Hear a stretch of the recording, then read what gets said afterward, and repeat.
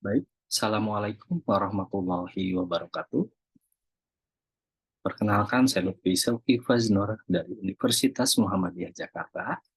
Oke, pada kesempatan kali ini kita akan membahas terkait mata kuliah pragmatik dengan materi tindak tutur menurut Leach dan Shirley.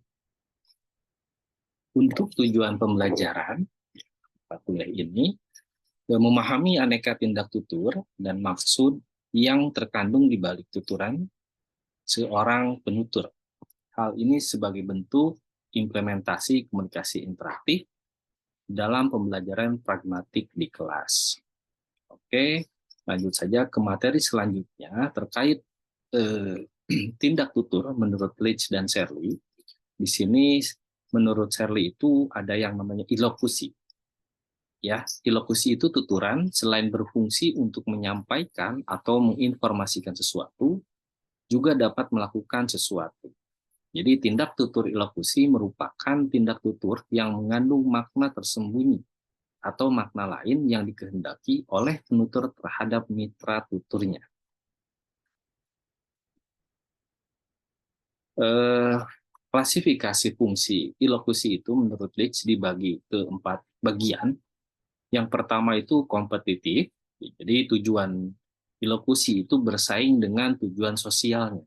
Jadi misalkan di sini ada memerintah, meminta, menutur, dan mengemis. Nah, jadi sebetulnya tindakan ilokusi ini kan tindakan yang tindak tutur bagian dari pragmatik, begitu ya. Jadi ketika ilokusi, misalkan tujuan memerintah, tolong ambilkan buku saya. Nah, itu sebuah bentuk ilokusi.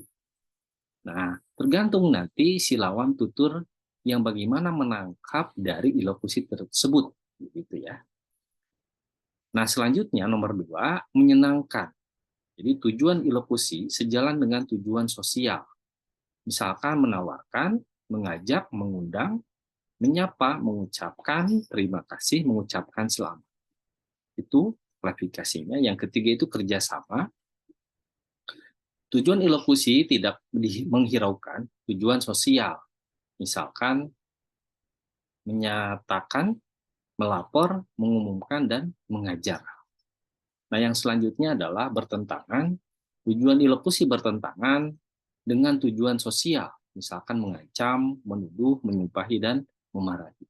Nah, itu untuk klasifikasi fungsi ilokusi menurut Leach. Nah, sedangkan Shirley membagi tindak tutur menjadi 5 bagian. Yang pertama itu komisif, yang kedua deklaratif, yang ketiga direktif, yang keempat ekspresif, yang kelima representatif. Baik, untuk komisif, yaitu tindak tutur yang menyatakan bahwa pembicara akan melakukan sesuatu di masa akan datang, seperti janji atau ancaman. Deklaratif, yaitu tindak tutur yang dapat mengubah keadaan. 3, direktif itu tindak tutur yang berfungsi meminta pendengar atau untuk melakukan sesuatu seperti saran, permintaan, dan perintah. Dan yang terakhir adalah yang keempat adalah ekspresif, yaitu tindak tutur yang digunakan oleh pembicara untuk mengungkapkan perasaan dan sikap terhadap sesuatu. Dan yang terakhir adalah representatif, yaitu tindak tutur yang menggambarkan keadaan atau kejadian seperti laporan, tuntutan, dan pernyataan. Nah, selanjutnya, apa itu komisif? Jadi di sini pada ilokusi ini penutur itu sedikit banyak terikat pada suatu tindakan di masa depan, gitu ya. Misalkan tadi kan sudah jelaskan, menjanjikan, menawarkan, jenis ilokusi ini cenderung berfungsi menyenangkan dan kurang bersifat kompetitif karena tidak mengacu pada kepentingan penutur, tetapi pada kepentingan petutur. Gitu. Nah, yang kedua adalah ekspresif. Fungsi ilokusi ini ialah mengungkapkan atau mengutarakan sikap psikologis penutur terhadap keadaan yang tersirat dalam ilokusi. Jadi misalkan mengucapkan terima kasih, mengucapkan selamat, memberi maaf, mengecam, memuji, mengucapkan bela sungkawa, dan sebagainya. Jadi sebagaimana juga dengan ilokusi komisif, ilokusi ekspresif itu juga cenderung menyenangkan.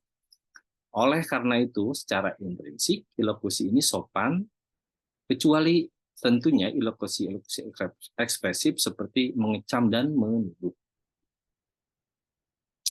Yang ketiga itu, deklarasi. Berhasilnya pelaksanaan ilokusi ini akan mengakibatkan adanya kesesuaian antara isi proposisi dan realitas. Misalkan mengundurkan diri, membaptis, memecat, memberi nama, menjatuhkan hukuman, mengucilkan atau membuang, mengangkat pegawai misalkan dan sebagainya.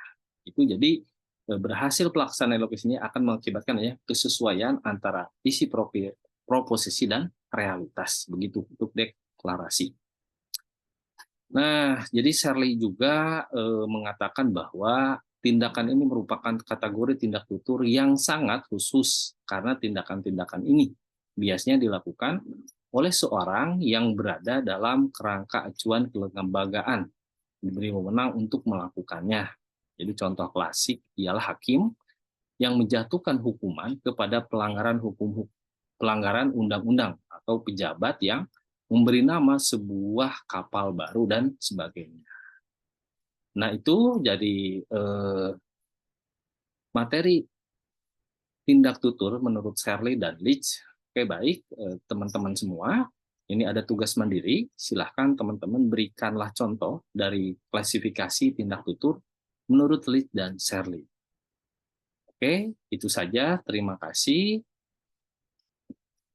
Saya ucapkan Assalamualaikum warahmatullahi wabarakatuh.